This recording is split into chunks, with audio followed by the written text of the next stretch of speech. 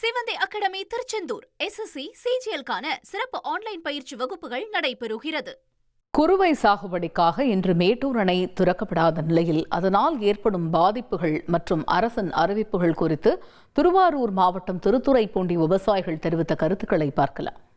June 12ஆம் தேதி இன்னைக்கு எங்களுக்கு எப்பவுமே தண்ணி திறந்து விடுவாங்க. அது வருஷம் நாங்கள் எதிர்பார்த்தா தான் எப்பயுமே நடந்துகிட்டு இருக்கதான். ஆனால் இந்த வருஷம் காலநிலை சூழ்நிலை காரணமாக எங்களுக்கு தண்ணி வரல.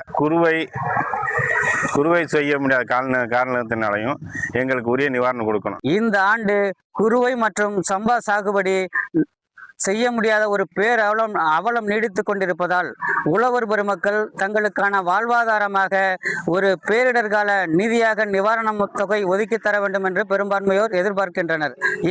தமிழக அரசு அதனை உடனடியாக நிறைவேற்றி கொடுக்க வேண்டும். இப்பகுதி வாழ் மக்கள் நாங்கள் விவசாயத்தையே நம்பி வாழ்ந்து கொண்டிருப்பதா இந்த குறுவை சாகுபடி மிக அவசியம் என்பதால் உடனடியாக தமிழக அரசு நீர்வளத்துறை தண்ணீர் திறந்து விட வேண்டும் என கேட்டுக்கொள்கிறேன்.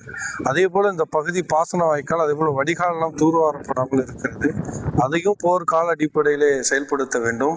விவசாயிகள் நலன் கருதி உடனடியாக அதை செயல்படுத்த வேண்டும் என கேட்டுக்கொள்கிறேன். சிவந்தி அகாடமி திருச்செந்தூர் SSC CGL-க்கான சிறப்பு ஆன்லைன் பயிற்சி வகுப்புகள் நடைபெறுகிறது.